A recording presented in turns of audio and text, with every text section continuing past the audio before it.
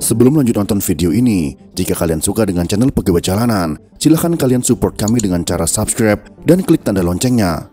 Silahkan gunakan headset Anda untuk mendapatkan kualitas suara yang jernih.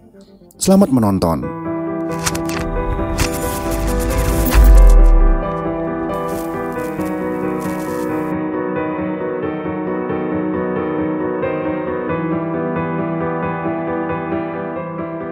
Kisah inspirasi ini berbeda dengan kisah perjalanan banyak tokoh lainnya yang biasanya berlatar belakang dari keluarga sederhana atau bahkan keluarga miskin yang berhasil menjadi orang besar.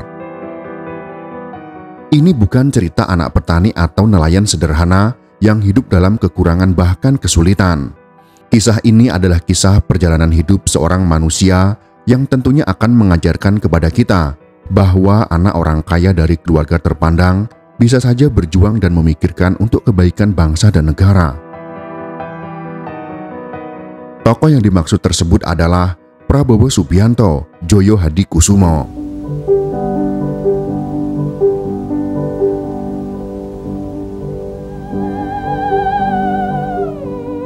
Prabowo kecil lahir dari keluarga yang mapan, bahkan berkecukupan dan tidak kekurangan barang sedikit pun. Ibunya yang merupakan orang Manado adalah lulusan sekolah perawat yang ada di kota Utrecht, Belanda. Eyang Prabowo dari garis ayahandanya bukanlah orang sembarangan dalam sejarah bangsa ini. Ia adalah Margono Djoyo Hadikusumo. Margono Djoyo Hadikusumo berperan aktif dalam mempersiapkan kemerdekaan Indonesia. Cerita-cerita perjuangannya ini turun menjadi kisah kepahlawanan yang sering didengar oleh Prabowo kecil. Lewat cerita dan pengalaman sang eyanglah, nilai-nilai kepahlawanan mulai ditanamkan kepada Prabowo melalui berbagai cara. Salah satunya melalui pertunjukan wayang. Sebagaimana gaya joget wayang yang sering Prabowo tunjukkan dalam beberapa kesempatan, merupakan peninggalan dari sang eyang. Cerita-cerita wayang mengajarkannya tentang kesetiaan, kepahlawanan, dan kepemimpinan. Begitu juga cerita tentang kedua pamannya. Memang siapa kedua paman Prabowo itu?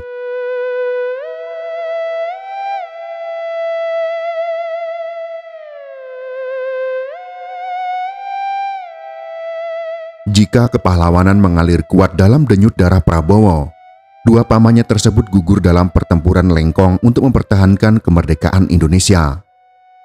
Semangat dan kegigihan perjuangan dari sang paman telah diwariskan lewat nama tengahnya, yaitu Subianto.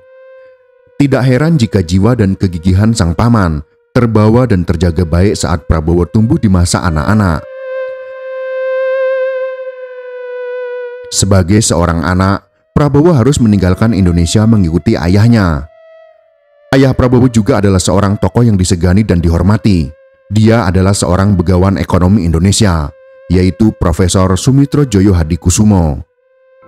Sebagai seorang ekonom yang diandalkan negara pada saat itu, ayah Prabowo harus berpindah-pindah dari satu negara ke negara lainnya. Tentu ini menjadi tantangan bagi Prabowo di usia anak-anak, karena benih-benih nasionalisme baru tersemai dan belum tumbuh dalam dirinya. Namun di luar negeri, Prabowo menjalani masa anak-anak yang penuh warna. Sejak dahulu, Prabowo muda memperhatikan hal-hal detail dan menyukai permainan yang membutuhkan keahlian strategi. Dibesarkan dalam keluarga intelektual, menjadikan Prabowo tumbuh menjadi lebih kritis dan pesat berkembang. Namun ia tetap menjaga kesantunan ala orang Timur seperti yang diajarkan kedua orang tuanya. Ketika kecil, Prabowo sering bermain koboi dan Indian dengan kerabatnya. Ia juga serius saat bermain tentara, mengoreksi cara berbaris, cara pegang senjata, dan memberi contoh di depan. Ia sangat tertarik dengan dunia militer.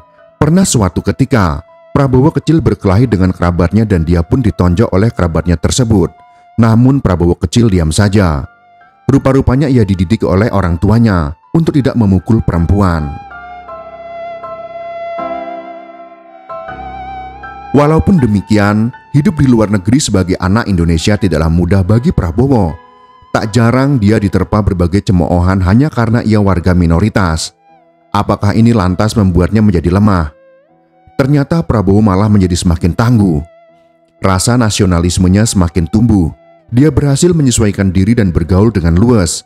Ia juga mampu mengikuti pelajaran di sekolah-sekolah internasional karena otaknya yang cerdas. Bahkan ketika sekolah di Swiss, Prabowo menunjukkan jiwa leadership dengan mengambil prakarsa dalam penyusunan anggaran student senat, padahal dia masih junior. Ibu Dora telah membesarkan anak-anaknya dengan sangat disiplin.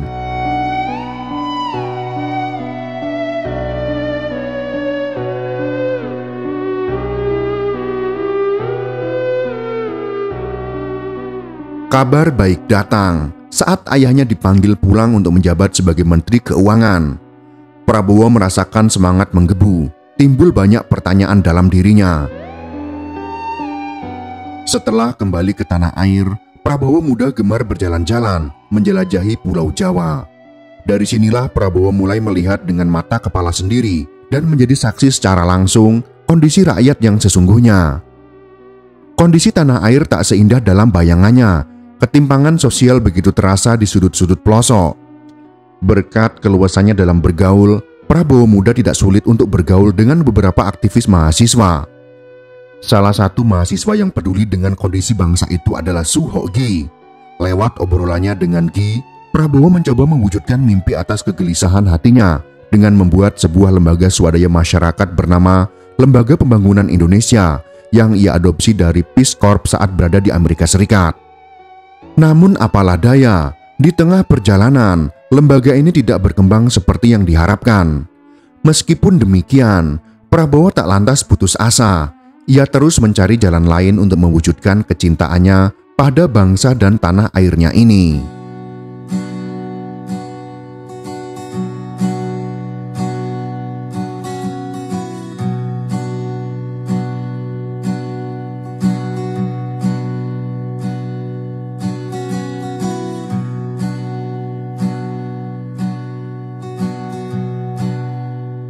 Memasuki masa remaja, Prabowo dihadapkan dengan pilihan yang sulit.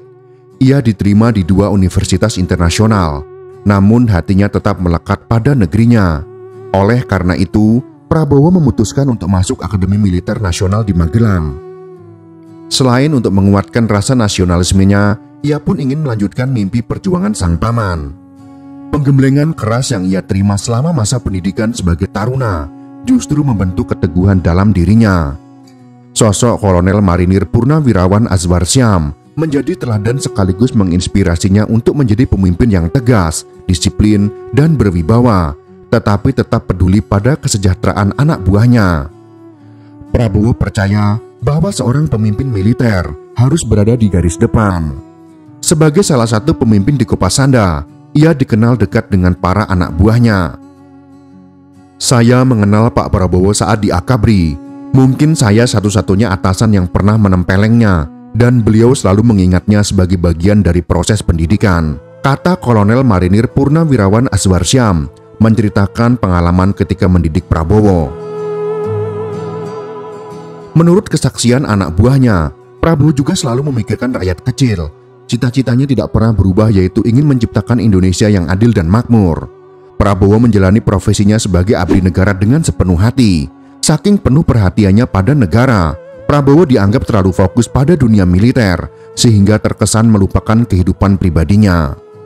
Itulah sebabnya ketika berpangkat kapten, Prabowo baru menikah dengan Siti Hediati Haryadi, atau lebih dikenal dengan Titik Soeharto, putri keempat dari Presiden Soeharto. Prabowo dan Titik menikah pada tahun 1983. Latar belakang mereka sangat berbeda. Prabowo tumbuh di tengah keluarga modern dan luas dalam pergaulan internasional, sementara Titik berasal dari keluarga dengan budaya Jawa yang sangat kental tradisinya. Meski begitu, mereka mampu beradaptasi. Pada tahun 1984, mereka dikaruniai seorang anak laki-laki. Sungguh sebuah awal perjalanan masa dewasa yang menyenangkan setelah membangun keluarga.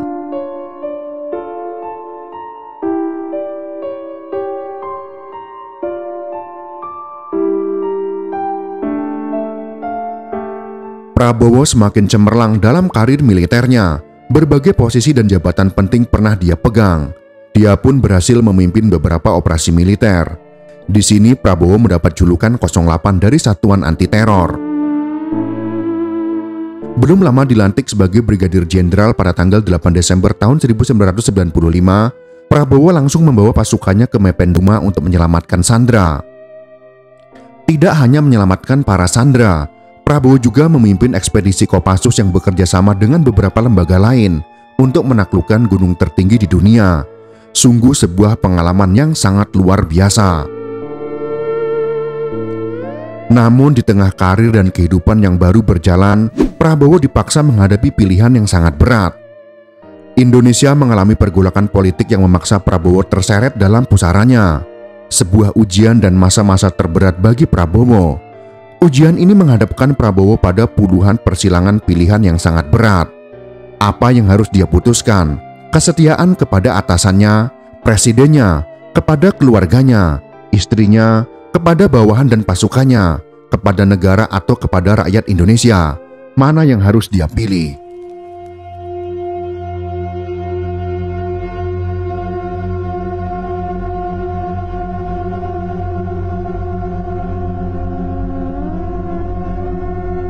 Pada tahun 1998, karir militer Prabowo terhenti. Dengan hati yang berat, Prabowo harus merelakan apa yang sudah ia bangun selama ini, termasuk karirnya yang harus disudahi. Tak diam dalam keterpurukan, Prabowo memutuskan pergi hijrah ke Yordania.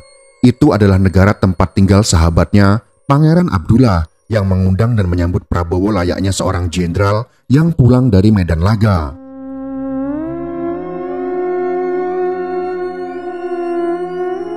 Jauh di negeri orang, hatinya gamang dan terus menerawang memikirkan tanah air tercintanya, yaitu Indonesia. Prabowo teringat pada pesan ayahnya agar tetap bersama adiknya Hashim Joyo Hadikusumo untuk saling menjaga dan saling menguatkan. Usai dari kehidupan militer, Prabowo mulai membangun usaha bersama adiknya. Perlahan usahanya pun tumbuh dan berjalan. Namun begitulah Prabowo, walau usaha dan bisnisnya terus membaik dan menanjak, Prabowo tetap memikirkan Indonesia, negaranya, bangsanya, terutama pasukan dan bawahannya dulu. Nampaknya rasa cinta dan perhatian Prabowo kepada rakyat Indonesia tak bisa lepas.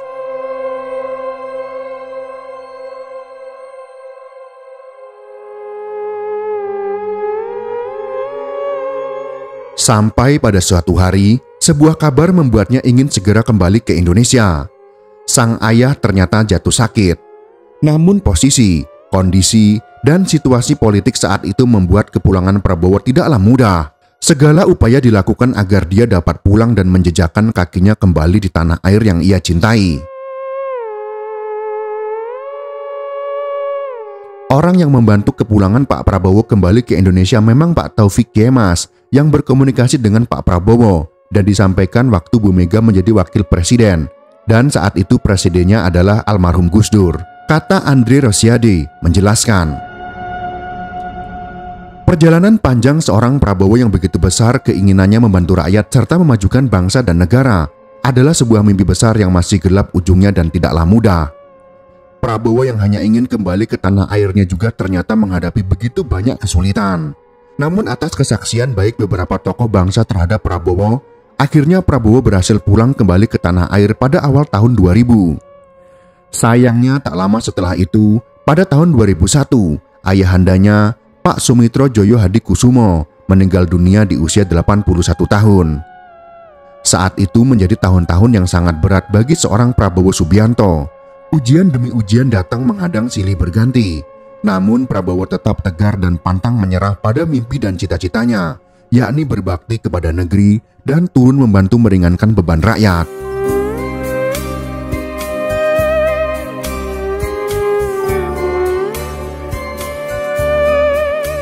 Setelah merasakan sendiri hentakan, gejolak, bahkan friksi politik, Prabowo menyadari satu hal yang penting, cara dan langkah yang pasti untuk secara nyata membantu negara dan bangsa adalah dengan terjun ke politik praktis. Ia pun kemudian memutuskan untuk mendirikan sebuah partai, yaitu Partai Gerakan Indonesia Raya atau dikenal dengan Gerindra pada tahun 2008. Dari sinilah awal karir politik Prabowo dimulai. Jalannya tidak mudah dan ia harus menghadapi ujian demi ujian lagi. Tidak hanya satu kali, tetapi berkali-kali. dan ini menjadi sebuah perjalanan politik yang luar biasa bagi seorang Prabowo Subianto. Sampai pada suatu saat, Prabowo harus dihadapkan lagi dengan ujian politik yang berat, yakni harus bersaing dengan kandidat terkuat seorang lawan yang dulunya adalah kawan dan mantan orang yang ia dukung serta ia orbitkan namanya dalam kontestasi pemilihan kepala daerah DKI Jakarta, yaitu Joko Widodo atau yang lebih dikenal dengan Jokowi. Setelah kalah di Pilpres tahun 2014, pada tahun 2019 untuk kedua kalinya Prabowo dikalahkan lagi oleh lawan yang sama, yakni Jokowi. Sungguh situasi yang sangat memukul bagi Prabowo, dua kali dikalahkan oleh Jokowi dalam kontestasi yang sama, yaitu pemilihan presiden. Apakah kegagalan ini akhirnya sanggup menghentikan langkah Prabowo?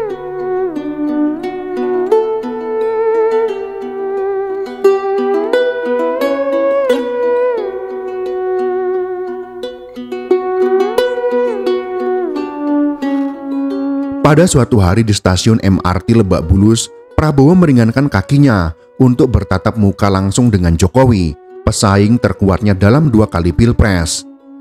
Pertemuan Prabowo dengan Jokowi adalah sebuah gambaran betapa besarnya jiwa Prabowo yang rela merendah dan mengalah demi bangsa, demi negara, dan demi persatuan rakyat Indonesia.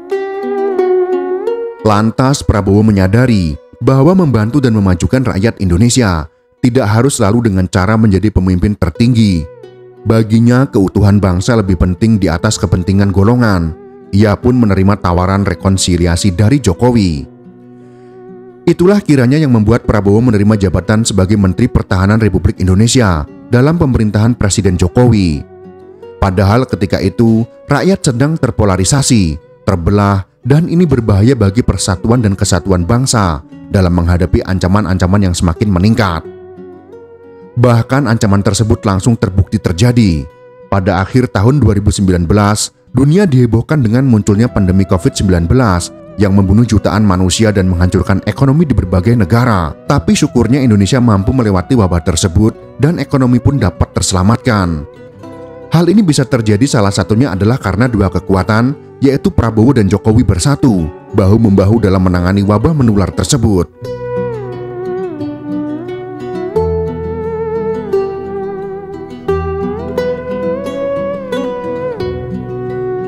Rasa cinta tanah air, bangsa, dan juga negara memang sulit untuk dibayangkan dan digambarkan dalam perjalanan hidup, karir, perjuangan, dan kontestasi politik seorang Prabowo Subianto. Seorang anak dari keluarga yang mapan, tersohor, dan punya tempat dalam sejarah negeri ini, tentu tak perlu pusing apalagi harus berjibaku dengan begitu banyak ujian. Binaan keluarga sejak dini, lingkungan pendidikan, dan tempaan dunia militer telah membentuk Prabowo menjadi pribadi tangguh yang tidak mudah menyerah. Ujian demi ujian tidak membuat Prabowo menyerah. Kegagalan demi kegagalan tidak menjadikan semangat Prabowo kandas. Prabowo tetap teguh, berani, dan gigih untuk terus mewujudkan keinginannya.